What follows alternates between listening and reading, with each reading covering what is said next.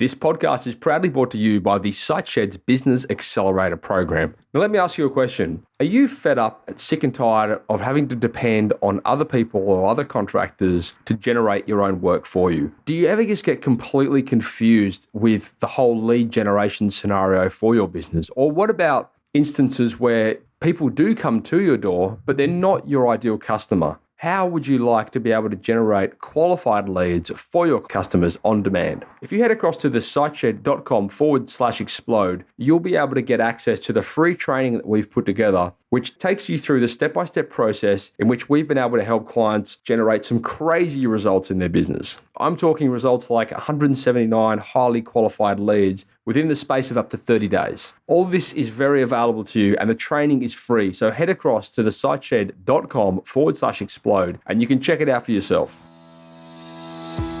Hello listeners and welcome back to Toolbox Talks on the SiteShed. Thank you once again for sharing your earbuds with us, no matter where you are in the world.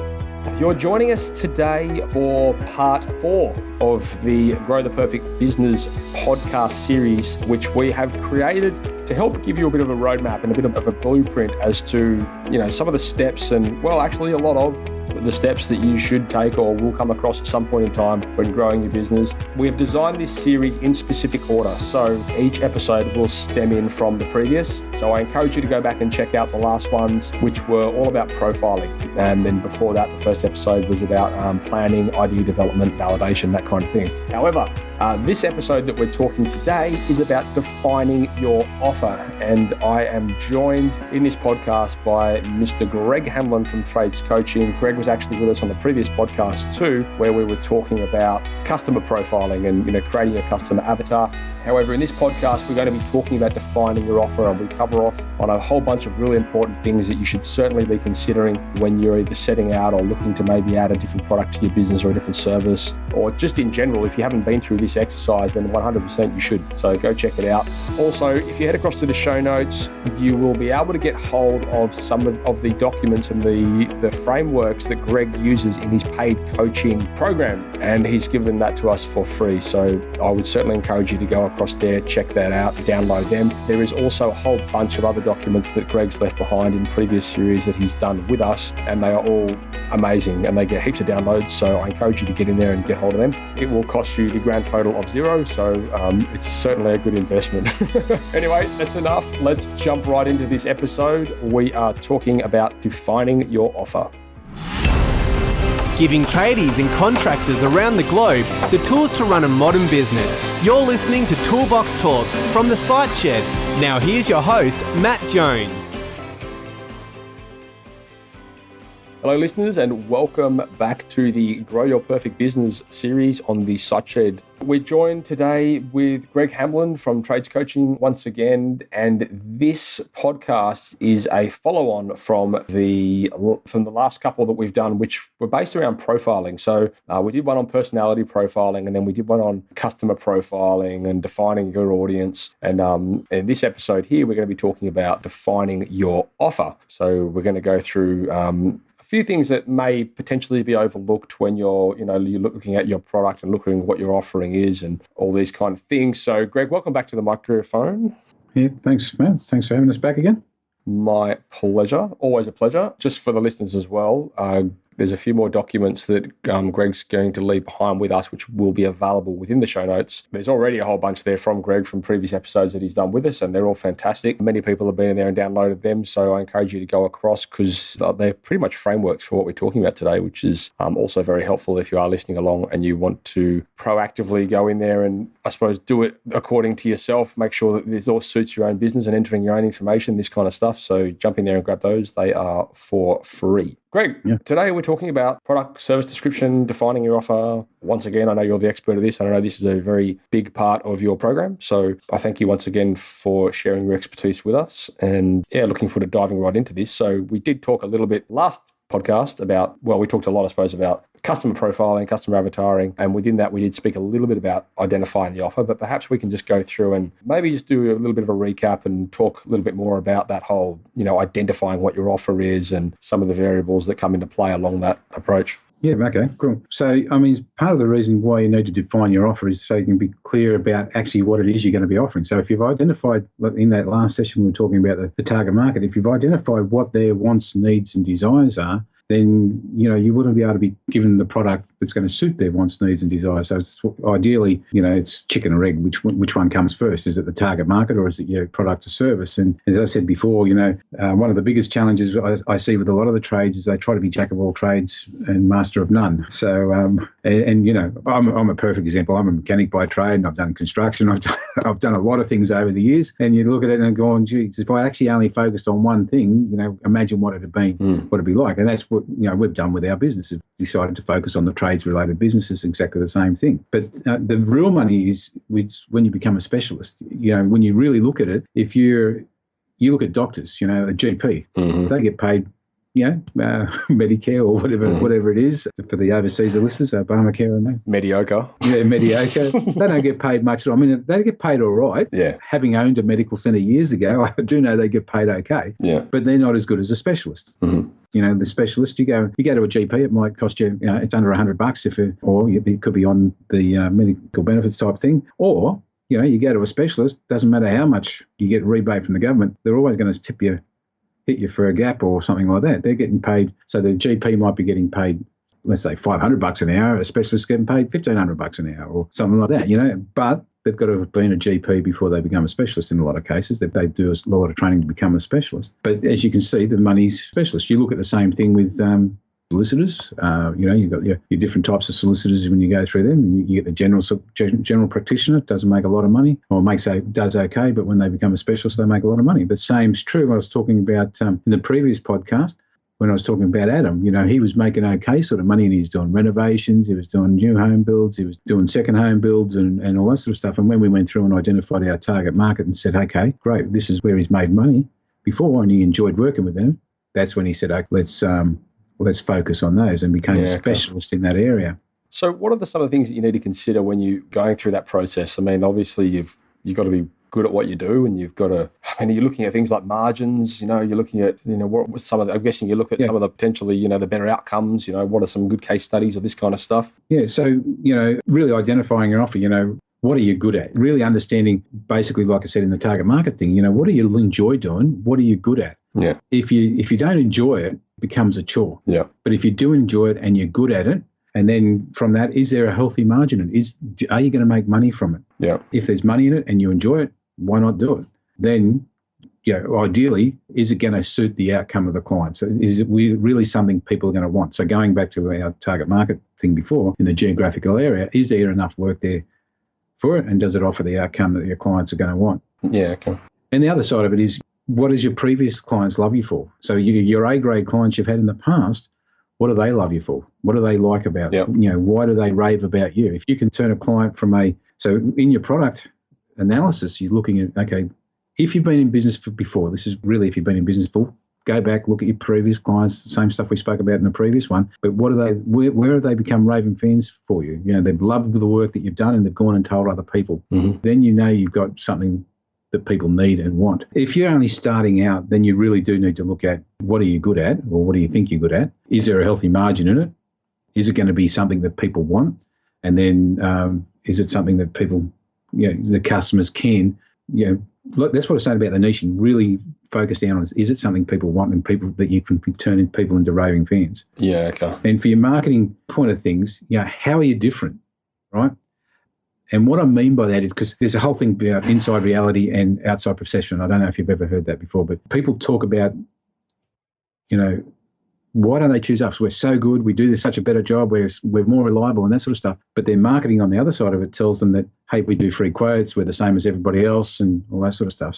So really, when you're identifying your offer, you need to identify, how are you truly different to your competition? Mm-hmm. Because your inside reality might be different to what your marketing so this is the difference between good marketing and bad marketing. Your good marketing will represent your inside reality to the external perception, where if it's bad marketing, your internal reality might be you're on time, you're on budget, you turn up and all that sort of stuff, but your marketing is saying, hey, we do free quotes, we're the same as everybody else. And the biggest problem with looking the same as everybody else is, when you look all the same, what have they got to compare you on? Price. Right. So when it's price, you can go out there, free quotes and all that sort of stuff. Everybody's doing free quotes. So do something.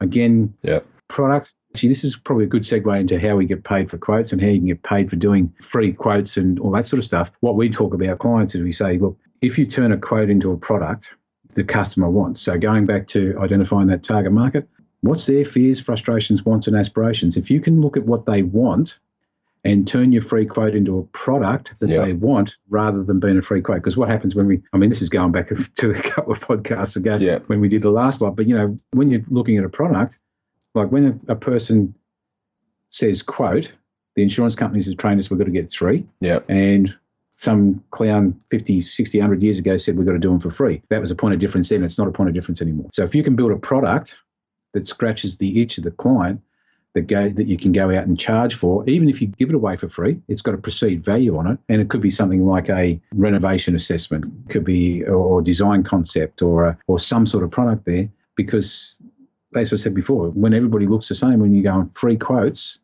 free 7 days a week, 24 hours a day, that looks the same as everybody else. And the only thing you've got to do is really look at price to be able to make that deciding factor. So you want to move away from that. And so that's part of why you really need to have a product that stands out and can be different. Now, it doesn't have to be the product itself. It can be things like guarantees. It can be how you deliver your product or service. Try to make something to stand out. How are you different to your competition? I know one of my, I think he might even be a mutual client, Dave from Brody Constructions. He's a long-time listener to the podcast. And he was going through that whole battle of, he's a renovation specialist on the Northern Beaches in Sydney here, and he was going through that whole battle of how to, he's spending so much time charging for quotes, and at the end of the day, the customer would basically take this super, super detailed quote of his and give it to the next builder who would just quote off it, undercut him by a couple of grand, and then, he's basically done all this work and not reaped not got anything back for it. So he's gone down that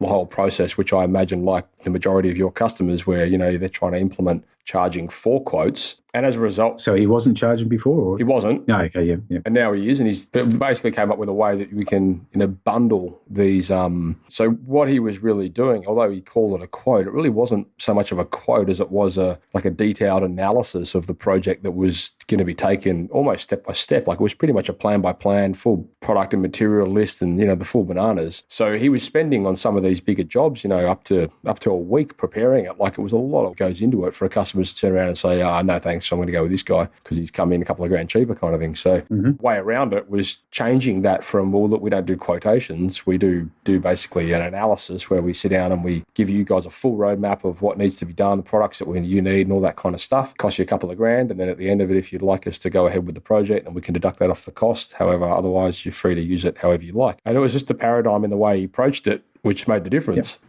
And then at the same time, it separated him from the next guy because the next guy wasn't doing that. The next guy was just going, well, here's a quote, and then that was basically it, black and white. Whereas with Dave's, it was so detailed and it was such a valuable bit of information that customers are happy to pay it. Well, sorry, I should clarify. The right customers are happy to pay it. Exactly right. The target market. This is where we were talking about before. But again, it comes down to you've now got a product that you're selling rather than a quote. Right, because correct. Everybody says quote, they go, we've got it for free. Yeah. Now, I've got clients, we don't really do the full-blown cost proposal like you're saying there that Dave does, but we do a proposal to them and still charge for it, and so that they can't really go shop it around. They could go and shop it around if they wanted to, but they're not going to get the information. It's not down to this many bolts, this many screws, this whatever. Yeah. It's down to a certain level, but it's enough to give the client what they need. Because again, the client doesn't need to know. Most clients don't need to know how many nails go into a wall. They don't need to know that sort of detail. But the challenge is the builder or the trade or the contractor tends to go down to that detail because they think the client needs it. The client just needs the problem solved. Yeah, exactly. This is where your product has got to match with what the client's needs are. If you can match your client needs, you don't need to go overboard with it. And in the marketing space, in the internet marketing space, both know that's just a tripwire. Yeah. So it's what they call it. So if somebody spends some money with you to do that quote or the proposal or whatever you want to call it, we don't call it quote, but that proposal, if somebody spends money to do that, well, they're more likely to spend more money to go to the next step and more money again to go to the next step. Yeah, it's all about, I suppose, getting that If you can get the customer to vote with their wallet, it's always the best way. Yeah, exactly right, and it pays for your marketing along the way. So yeah. I mean, a lot of the things we do with customers is help them qualify their leads. And again, the best way to qualify someone is to make them qualify with their wallet. You know, if they're prepared to pay you for something, then the chance they're serious about it, and they're not necessarily just out there to price shop. They're there because they really want that information. So, you know, if they're prepared to put money on the table, then they are a lot more qualified than somebody that is not prepared to put money on the table. Yeah, that's exactly right. Yeah. It's a good filter. It's the same as I keep saying to my clients, you know, it's your sandpit, you set the rules. So you set your rules for your clients, you set your rules for your team, you set your rules for your prospects. So it's really about getting to jump a few hoops and say, are they your ideal client? We don't want to work with everybody. Now, you know, in some cases where there is no work, well, then, like I said before, in the previous podcast, you may need to take anybody that can fog a mirror or who's got a pulse. But the objective is you should be looking at where are you going to provide the most amount of value to your clients? What problems do you solve, right? If you can solve their problems, that's the... Sorry, you're going to say? No, go ahead. I was just going to say, this is another thing I want to talk about, problem solving. Yeah, problem solving. So when we're going back to that... the free quote and the product, if you can solve their problem and we're talking about a first step product here rather than the final product, but it can be any one of the two or three products you might have. But your first product, let's say you're a builder, your first product would be the assessment of some sort. Mm-hmm. So instead of calling it a free quote it could be your estimate. So the estimate can be another product. So you build a product for the estimate. You can then build a product for your quote or proposal, and then you build your normal product. What is your product? Is it going to be something? What problem do you solve there? So each time you're looking at a problem that you're trying to solve, and so that's why I was saying before in our previous podcast, it's good to understand what your clients' fears, frustrations, wants, and aspirations are, because if you can solve their problems. So going back to the general industry problems, the ones that we talk about all the time, not turning up, not returning phone calls, those sort of things. Now, that's a problem. An example of that is we wanted to get a renovation done in our house down here. My wife rang 3 builders. She got out of the 3 builders, she had one that was really sounded like it was going to be great. He said, send me a text message with your email address in it, and I'll send you some information. And so he was kind of on the right steps. Only problem was didn't get the email. We're 2 years later, and we have not received one email, one phone call, one return. Yeah. There has not been one return. Renovation still hasn't been done. I haven't bothered worried about it. But my wife's disappointed because she said, well, this guy sounded great. I'm looking forward to catching up with him. She booked appointments for them all the week later, and not one of them turned up. Yeah, wow. Right. And so if you can solve that problem, I mean, that problem is right through the industry. It doesn't matter whether you're a plumber, electrician, builder or not. That's a problem that needs to be solved. Yeah. So there's a product. How can you solve that problem? Okay, we're going to turn up. And how can you make sure that you're going to turn up? So set up the tools and systems so that you will turn up. And if you're going to be late or behind schedule, give them a call. Let them know.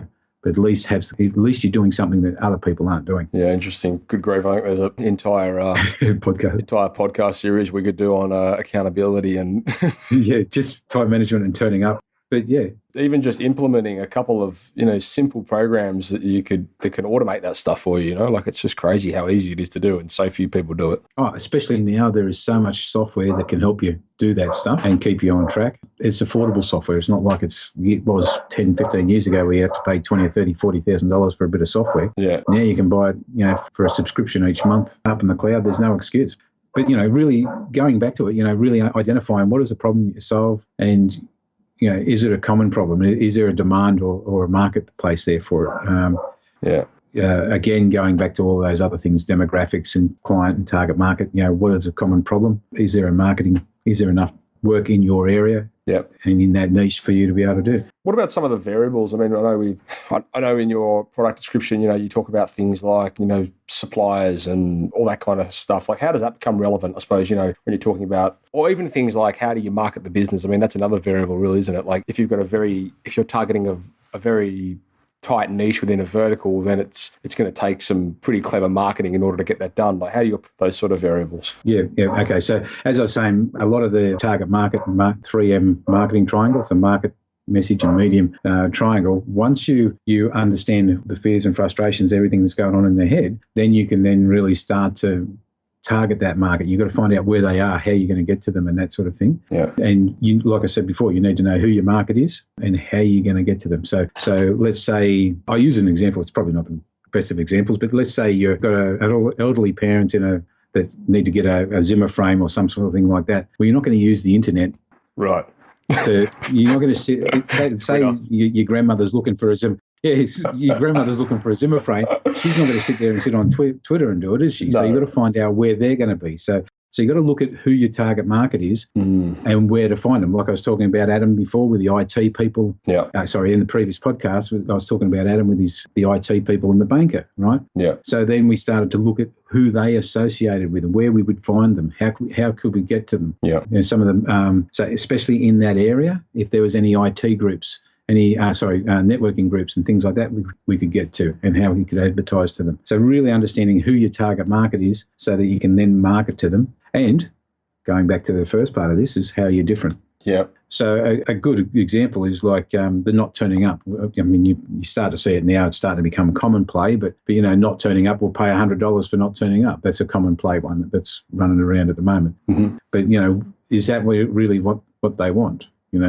They want you to turn up, but if they don't turn up, you turn around and say, look, we don't turn up on time, we'll pay you $100. Well, it doesn't mean anything to me. Okay, I'm going to get $100, but I want my tap fixed.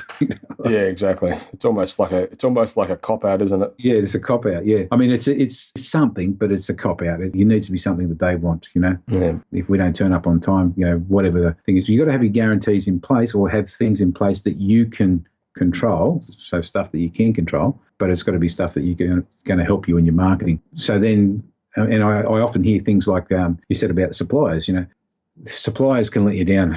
There's not much you can do about that because the suppliers, they all need coaches as well.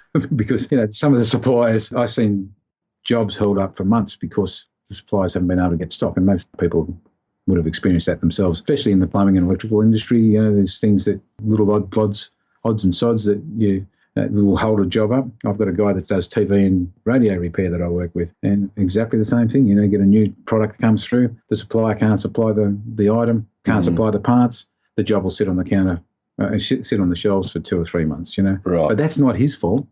It's not the customer's fault. It's the supplier's fault. What can you do about that? There's some things that are outside your very. What do you do about it? In his situation, he's got loan product that he actually lends out. So if the client's going to be looking at being a number of months away, because he does some of the Harvey Norman stuff, and he picks up it's called PCR items. So the change in the whole marketing, the whole repair industry for TV and radio changed with the ACL about 3 or 4 years ago, and he now allows him to buy product for about the 10th of the price of what it would normal person through the shop. So he actually buys that product, repairs it, and then he'll hand it out as loan product. Oh, okay. So it works out quite well. So we sat down and worked out a solution for him. It was like, okay, what happens?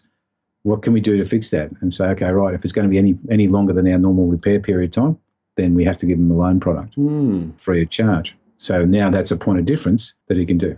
Yeah, it's interesting, I suppose. I mean, I imagine that would come into play with quite a number of verticals, niches and stuff. Even, I'm thinking off the top of my head, if you're a plumber, you specialise in, hot water heater replacement. Mm-hmm. I mean, I know myself back when I was plumbing, you'd very often be in a scenario where the supplier would have to go and source that product, like they wouldn't have it in stock. I know a colleague of mine in Sydney here, he started up he branched out into hot water from his business. He basically bolted on a hot water to his existing business, and their whole market pitch was, we guarantee we'll have it in stock, or if we don't, we'll at least get your hot water running immediately. And they would, in a scenario where, say, a hot water heater blew up and they didn't have it in a van, so they had like a Pantech van, which they would deck out with your standard heaters. Mm-hmm. And if by chance they didn't have it, they had one that they could swap for the night just to give the customer hot water, and then the following day or whenever that other one came in, they would go and replace it properly and basically have it installed. So I thought that was really clever. I thought, because that's most people would be like, well, most plumbers or hot water services would be, oh, sorry, we can't get hold of the heater for 2 days, so you have to go without hot water. Yeah, exactly. Yeah, that's right. And what's the worst thing that can happen, especially with a family with 4 kids or something like that, is having no hot water. So that fixes their need. So again, sorry. No, go ahead. Yeah, I was looking at how you can solve their problem, right? Yeah. And then that example, what does that example do? So as soon as somebody else, they're sitting down having a coffee and talking to somebody else, they go, oh, these plumbers, okay, they couldn't get the heater, but what they did was they put in a temporary one for us so that we had hot water for the next 3 or 4 days, and they came back and repaired it later on. They might have cost us a little bit more, but bloody hell, we had hot water. And so they're going to be raving fans about that. So that makes the difference. What about, Greg, when we talk, sorry, moving on a little bit now, but talking about, so, when we're defining our offer, having perspective around it. So looking not so much at, what the immediate rewards, ramifications, like thinking more long term, things like, how do I scale this if I want to grow and develop this? Is it something that can be scalable? Like, is it something that could potentially be acquired by, a competitor or somebody who's interested in growing their business, or, just things like that? Like, what's the process around that? So again, coming back to, if you're looking at, especially if you're looking being acquired or looking at selling the business down the track. I mean, I talk about my father for years. He worked up to the age of 65. Well, actually, he was 68 when he sold the business, and he couldn't sell his business because he was his business. Basically, you walk out. What did he do? He was actually a lawnmower, small engine repair business, right? So he was looking to get out, and basically he was working the old 70, 80 hours a week, and he was trying to sell it, and nobody would buy it because they saw it as a job. I mean, it was a good business. It was making good money. And in the end, he couldn't sell the business. So we actually took it over. We bought it off him at a special price, if you know what I mean. Yeah, we'll get him out before he dies, if you know what I mean. And, we grew that business from doing $200,000 a year to $1.2 million in less than 12 months. Didn't know if we were making money, and there's a whole heap of other things that went wrong with it. We had sick family and all that sort of stuff. But I look back now and I say, okay, part of the reason we do what we do now is because my father couldn't sell the business. We had some issues in the business. We put a manager in the business, and we ended up losing everything and having to start again because I took my eye off the ball. And at that stage, I didn't know what the ball was. So as far as long term, you need to look at how you're going to put systems and processes in place, some key performance indicators in place. Yes. So if you're looking at being acquired, if you're looking at selling the business, if you're looking at getting out of the business, you need to set it up so that it looks profitable. You need to set it up so that it's more of an investment. So, and my idea is you set it up to be an investment. Then if you decide to sell it, then you can, or you can keep it. As I was talking about the TV repair guy, he's got 4 businesses now. He's got a good manager in place. He does less than 30 hours a week in the business. It's basically an investment. Now, if he wanted to sell it, he could sell it because he's got all the systems and processes and tools and everything in place to be able to do that. And so long term, you start to think like a business owner rather than the self-employed tradie that's out there swinging the hammer, on the tools all the time. Yeah. So like my father, I don't discourage, what was it? He worked with the tools he knew at the time.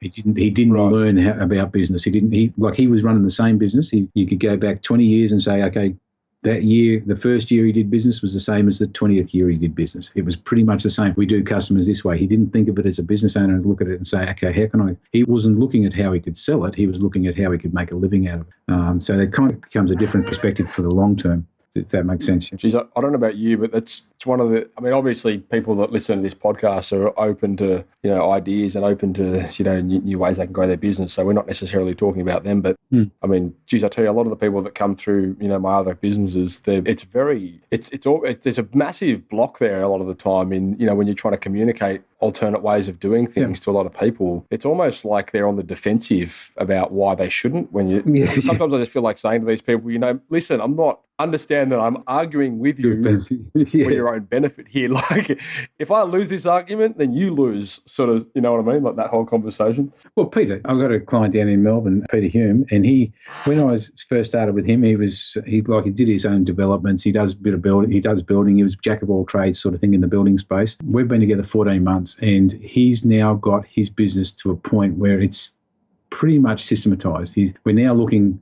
So we've got software in place. He's got he's got a couple of good contractors that actually run his jobs for him. He's down to doing, he can have 3 and 4 day weekends if he wants to, if he chooses to, He's got the systems and everything in place. So, and this is what I say, a lot of builders go, oh yeah, I can't sell the business because I'm the business. My license is the business, right? Yeah. His situation now is he could sell his business. He's gone from $1.5 million.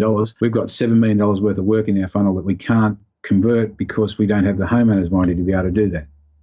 Right, so we've got a different problem. So again, comes with people say, oh, you're great, you have all these problems. You might have heard this one before. He grew too big too quick. Yeah, right. So that's really a system problem. They don't.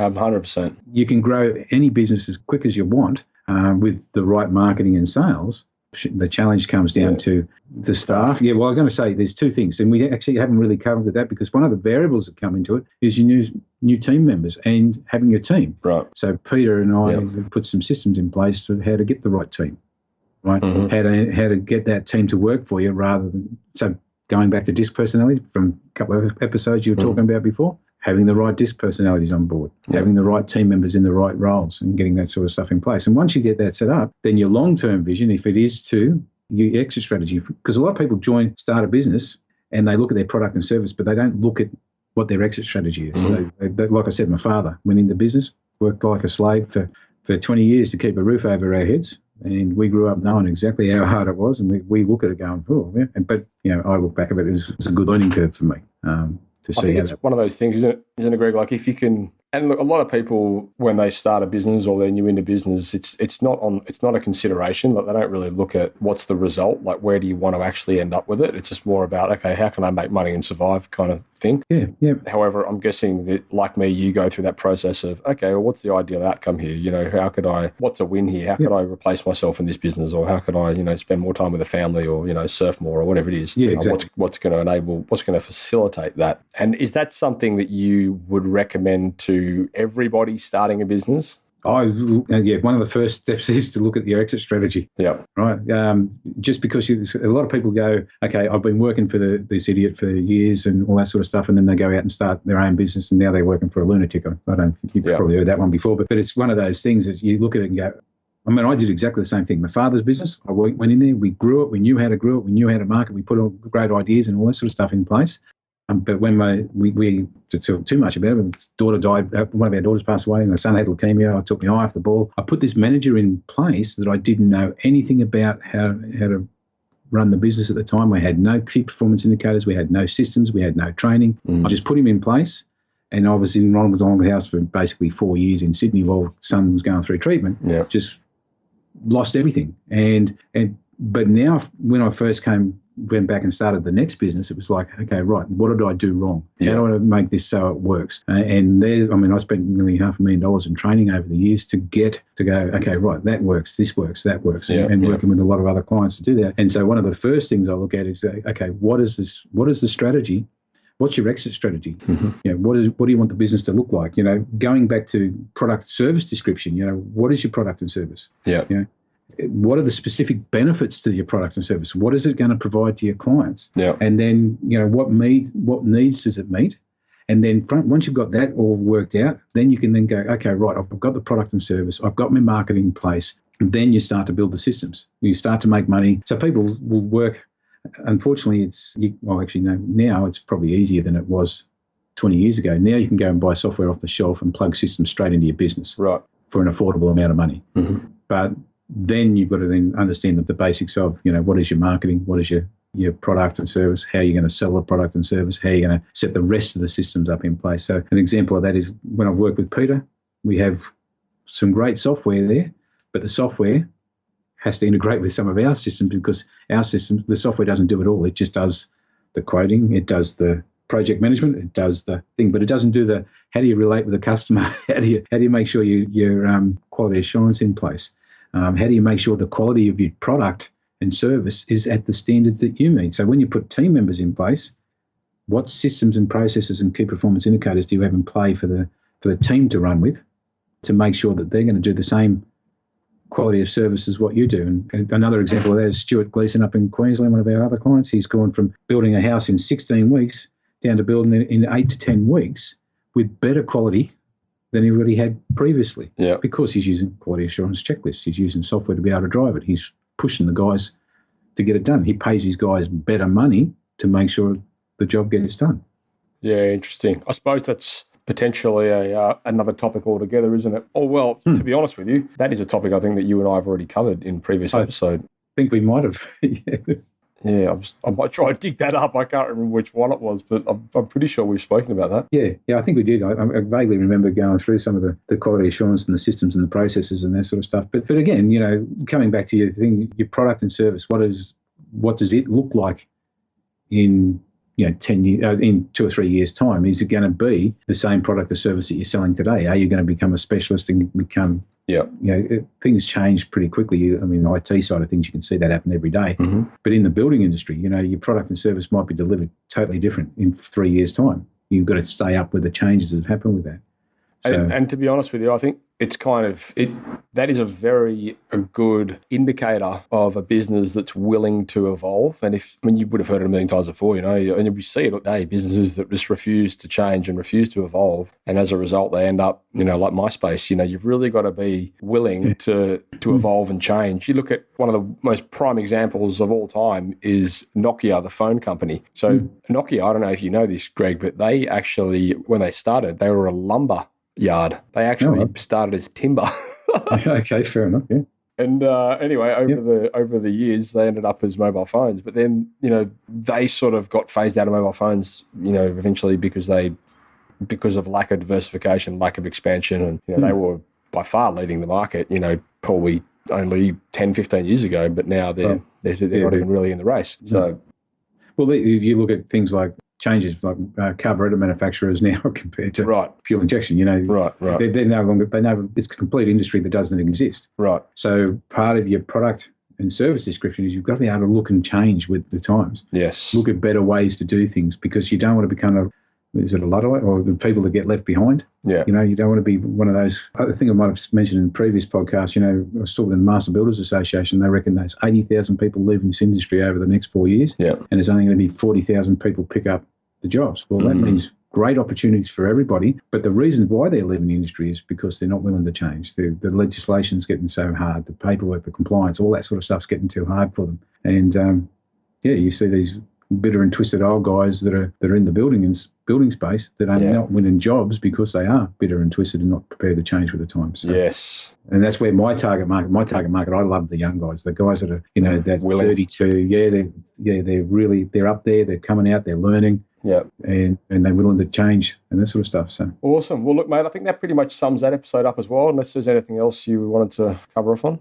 No, I think that's pretty well covered. It's just I'll leave the worksheet in there for the things. Just it goes through the product service. What is your product or service? So in the example that we've got in the worksheet, if you do extensions, what specific benefits does it do? Add space without the cost of moving, and so what needs does it meet? And that's probably the big thing, is what's your needs that your product and service is going to meet. If you can answer that problem that your customers have got, your prospects have got, then you're on a winner.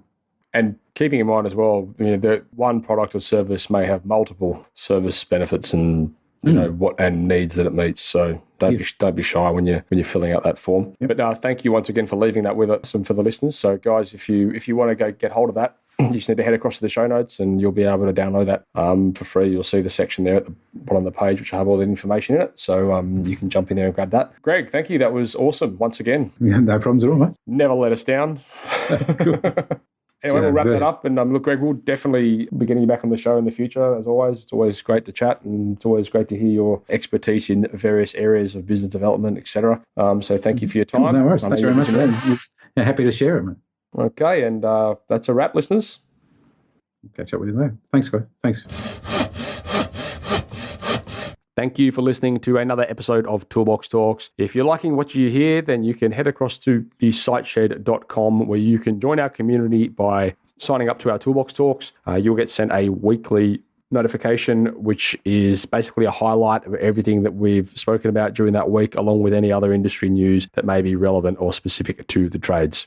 If you're enjoying the show, you can head across to iTunes, Stitcher, or SoundCloud, where you can leave us a review. That would be fantastic, and all the reviews get read out in the show. Likewise, if you have any friends or colleagues that you think would benefit from the show and the episodes that we create, then please go ahead and share it with them.